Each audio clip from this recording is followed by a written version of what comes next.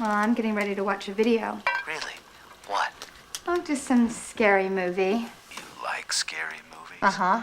Good, because you're in the right place. Today, we're throwing it back to 1996 when Wes Craven's teen horror comedy Scream was one of the highest grossing R-rated movies that year and easily the biggest moneymaker for the horror genre at the time. So, of course, it had a sequel, and by sequel, we mean 4 of them with another one on the way. For now, let's just focus on the first 2 sequels from this killer franchise. Thank you. Right. Are you suggesting that someone's trying to make a real-life sequel? Stab 2? Who'd want to do that? Sequels suck. Coming at the dawn of the new millennium, Scream 2 and Scream 3 look to break the rules of what a sequel as well as a trilogy could do. But was Randy Meeks right? Do all sequels suck? Oh, please, please. By definition alone, they're inferior films. It's bullshit generalization. Many sequels have surpassed their original. Oh, yeah? Name one. Yeah.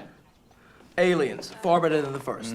Yeah, well, there's no accounting for taste. Not exactly, but they definitely do in certain categories. So let's settle this. Which of these inevitable sequels is the best? Is it Sidney Goes to College or Sidney Does Hollywood? Whip out your voice changer, sharpen your knives, and tell us. What's your favorite scary movie? Because it's time for Face Off.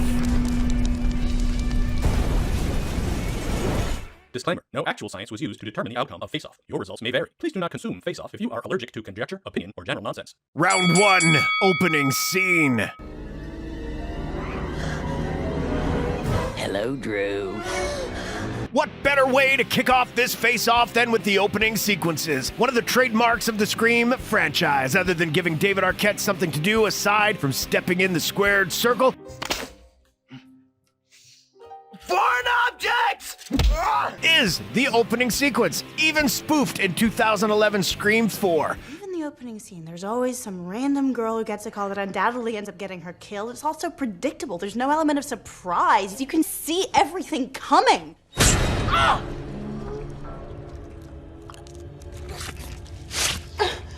Did that surprise you? The original Scream set the bar extremely high, killing off Drew Barrymore, Janet Leigh style, along with gutting, whoever that other guy is. Help! Help! Oh, that's not my boyfriend. I mean, I fucked him a couple of times, but that's it. Both Scream 2 and Scream 3 follow in fashion, killing off a couple people before the opening credits roll. Scream 2 sets the action at a preview of Stab, a movie based on the events of the first movie. Oh, the Scream franchise loves being meta. While taking a leak, Omar Epps gets a knife to the head through a bathroom stall. Now that's a killer who didn't skip arm day. When he returns to the seat, he joins girlfriend Jada Pinkett Smith, who has something of a history of awkward theater experiences.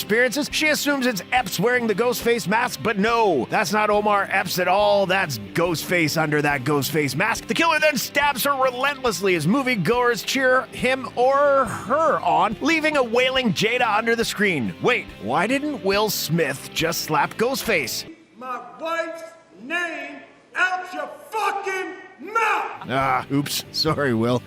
Scream 3 moves the action to Hollywood, starting on a busy freeway where Cotton Weary entertains a car phone call from a flirtatious fan only. She's not a flirty fan at all, but rather the killer establishing that the much-utilized voice changer can be manipulated in any form imaginable. It turns out the call is coming from inside the house, and Cotton rushes home to save his girlfriend, who thinks he's the killer. Come on, guys. Don't we know from the previous 2 films that Cotton just doesn't have it in him? What are you talking about?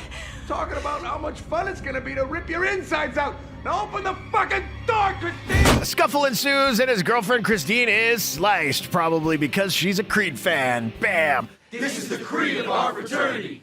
Can you take me higher? Cotton goes down and gets a knife directly to the dome. The best aspect of Scream 3's opening is that the movie establishes that they are not messing around and anybody is expendable. Except Sidney, who is totally not, unless she asks for more money from the studio. But Scream 2's beginning is downright brutal. It's a public massacre with hundreds hooting and hollering at a live murder. Whether they know it or not is besides the point. For this opening round on opening scenes, we're going with verdict, Scream 2. You sit down? Oh, shut up! Oh. Your ass is grass. Round 2, balance. Horror comedies have the unique challenge of finding that balance between the two genres. The first Scream executed it perfectly by essentially resurrecting and reinventing the style. Living up to that for the sequels was a daunting task, with only one truly landing it. Oh, Sidney, share with us, please. I'll share with you. Okay. Did you get that on film? Yes, I got that on film. Released 1 year after the original, the style carries over quite nicely into Scream 2. It hits the comedy head on, occasionally using the killings as fodder for humor. My mom's dead and she's never coming back. Ever. Ooh, I love scary movies. There's the film class debate on sequels, which gives both Mickey and Randy their time to shine. I got it, by the way. I got it. The Godfather, Part 2.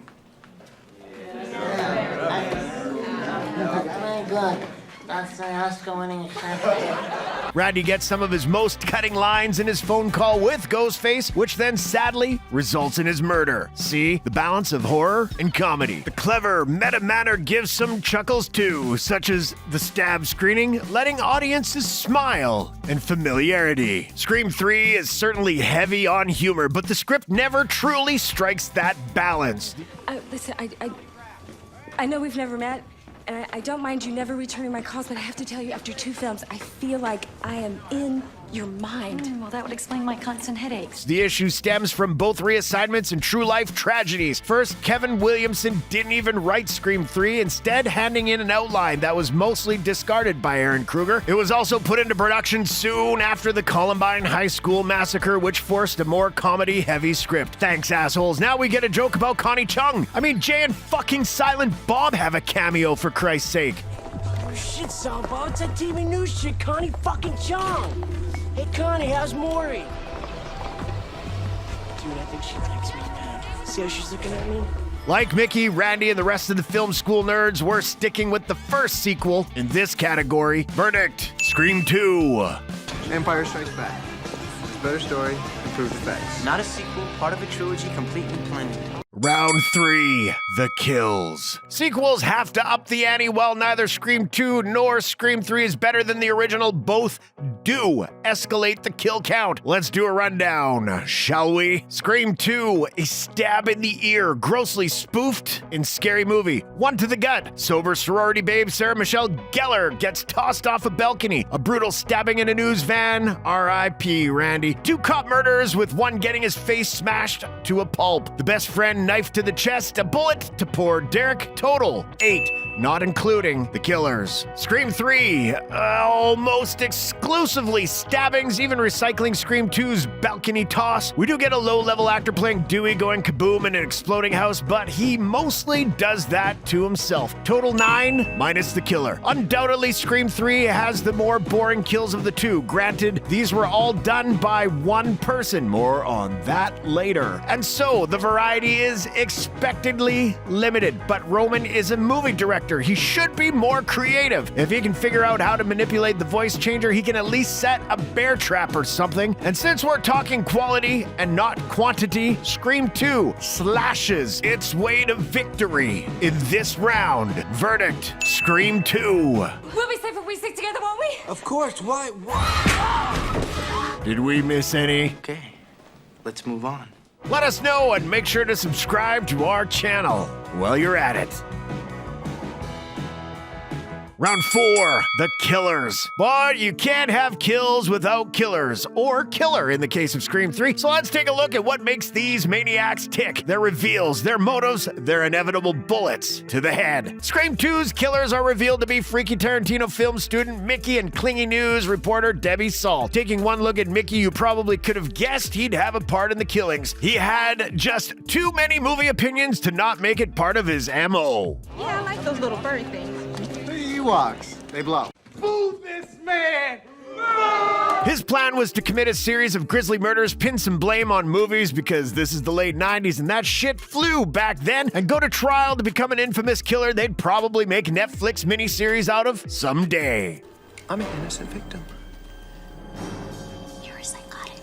Yeah, well. His partner maybe had the most classic, or depending on your tastes, lamest motive of all: revenge.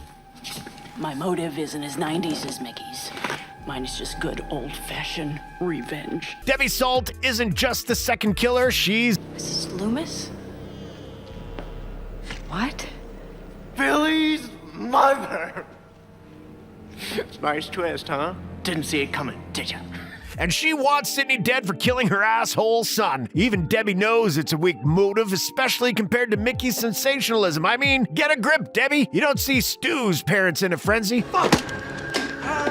Fucking hit me with the phone, dick! But if Debbie has one thing going for her as the killer, it's the reveal itself that she's Billy's mother. When Sidney sets eyes on Mrs. Loomis, it's one of the best moments in the movie and actually also gives the viewer another revelation. We didn't notice that Sidney and Debbie never crossed paths in the entire film until that point. Okay.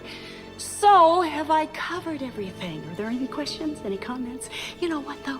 Who gives a flying fuck anyway? Let them try and track down the second possible killer. Debbie Salt doesn't exist. Now, let's go to Hollywood with Scream 3. This time around, the franchise bucks tradition, as it's made known from the opening scene, revealing that there is only one Ghostface. That man is Roman Bridger, director of the doomed production Stab 3. Oh, and he's also Sidney's half-brother. Didn't see it coming, did ya? Roman's role as killer is successful on nearly every level except diversity in kill style. One, we don't suspect him despite being the director of the sort of schlock that Scream 2's Mickey would rent. Two, we really don't suspect him when he's found dead in the basement freezer. Three, his motive so perfectly ties in with the first Scream, something Scream 2 shoehorned in with the Mrs. Loomis twist. Okay, Roman is a bit of a sad sack baby, which Sidney calls him out on right away. God, why don't you stop your whining and get on with it? I've heard this shit before. Stop! He's pissed that Sidney won all of mommy and daddy's attention while he had to go to Hollywood to become a movie director. But we believe he would go to those lengths over the matter, and that's what makes him such an effective ghost face. It's not just the motive, it's the follow-through. Roman also doesn't rely on anyone else. He's not a peer pressure victim like Stu or an internet friend like Debbie Salt. He is the sole killer. Still, the only time the franchise has committed to such a risk. Come on, Sid. I gotta have a partner. I couldn't have possibly done this alone. As for their fates, well, they're all shot. That's it. Mickey gets lit up by Sidney and Gail. Cotton shoots Debbie in the head after a quick spook. Like Billy, kind of cute if you think about it. And Roman gets a fatal bullet to the head from Dewey. All boring and bland. Stu at least got a TV thrown on his head. For his solo efforts and place in the Scream universe, we're giving the final cut to Roman Bridger. Verdict? Scream 3. You know why you kill people, Roman, do you? Don't want to hear it! Because you choose to! There is no one else to blame! God, fucking damn it! Why don't you take some fucking responsibility? Fuck you! Fuck you! Round 5. World building. Both Scream 2 and Scream 3 are effective in throwing back to the first movie and continuing to elaborate on the story and characters. Scream 2 is desperate to establish a link between the new killings and the ones at Woodsboro High. For example, Omar Epps plays Phil, as in the gutted football player. Jada Pinkett Smith is Maureen, as in Maureen Prescott, Sidney's mother. Sarah Michelle Gellar is Casey, but goes by Cece for who the fuck knows what reason, as in Drew Barrymore's character. It's such a silly and pointless connection, so much so that it's abandoned partway through the movie. Stephen Orth. I sent Phil Stevens. Maureen Evans. Maureen Prescott. That's Sidney's mother. Do you think someone's trying to duplicate Woodsboro? It looks like it. Scream 3 doesn't try to pull such a ham-fisted trick or rely so much on its immediate predecessor, although keen eyes will note Sidney still wears Derek's necklace. It goes more into the history, going way back, not only to the story of the original, but what triggered the entire trilogy up to that point. Maureen Prescott, we mean Rena Reynolds, is a key character here, manifested through nightmares and her secret history. It all comes to a head during the Ghostface unmasking when Roman reveals he's Sidney's half-brother. Rena Reynolds, well, we mean Maureen Prescott, is the reason the whole ordeal happened in the first place. Billy Loomis blamed Maureen for his family's breakup, hence the murders of the first Scream. But he's exposed as a puppet of Roman's, expertly tying the two together. It almost tries to avoid Scream 2 in a way. Scream 3 takes it so much further and more importantly does so in a believable enough way that serves to evolve the universe and make the original worth another watch. Tori Spelling plays Sid, and they cast JoBlo nobody to play me. At least you get David Schwimmer. Also, the moment Sidney is chased through her makeshift home on the Hollywood lot using the same jammed door trick she did back in Woodsboro and falling onto the same family boat she did during that rage of a party is one of the most satisfying in the entire trilogy. So this round is entirely built around Scream 3. Verdict: Scream 3. Sidney, give Mommy a kiss and we'll make up. Round 6. Justice for Dewey. How about some love for Deputy Dewey? David Arquette's dopey, doofy, Barney Fife-esque policeman was actually supposed to be killed off in the original, but good thing he wasn't, or else we wouldn't have another category. Here, let's take a look at some of his best moments. Dewey, I never meant to imply How do you know that my dim-witted inexperience isn't merely a subtle form of manipulation used to lower people's expectations, thereby enhancing my ability to effectively maneuver within any given situation? When we meet up with Dewey at the Windsor College campus, he's wandering aimlessly until he spots Sidney, because it's that easy to find your friend on the quad. He has moved on from Gail Hurt over her depiction of him in her new book. Deputy Dewey oozed with inexperience. Much of his focus is on Sidney, who he plays the role of surrogate brother to. Hey, who does he have left after Tatum went through that garage door that totally wasn't up to code? Okay, let's see. No, please don't kill me, Mr. Ghostface. I want to be in the sequel. Limping along the case from the stab wound in the first Scream, he teams up with Randy and, yes, Gail. Up until the point he's stabbed relentlessly in a soundproof booth. Wait, would Scream 2 actually have the balls to kill off two fan favorites in one movie? Of course not. Whereas death nipped him in the bud, well, the back mostly, in both Scream and Scream 2, Dewey never fully feels in danger in Scream 3. It's like we know he'll make it through the entire series, until, of course, he doesn't. Sorry, one of the legacy characters had to go in 2022's Scream. The closest he comes to death is when he has a knife thrown at him, but he's hit by the handle. What a goofball. Scream 3 does try to flesh out his character more, but so much of it has him doing the same old shtick, chasing the killer and clashing, falling in love all over again with Gail. Here he is a bit of a Vertigo-esque bond with Jennifer Jolly, the actress playing Gail in Stab 3, but he eventually gives in, becoming engaged to Gail, despite that haircut. Your girlfriend. Woof. Dewey definitely does get a bonus point for Scream 3, though getting his only kill in the franchise, confirmed at least. Head, Dewey! What? Head! Shoot him in the head! Who knows what that ding-dong does in the off-season? Special Officer Doofy reporting. Hey, Doofy, smell my fingers. What's that? That's when you know you become a man, Doofy. Hey, Terry, smell my finger. Ah, what the hell is that?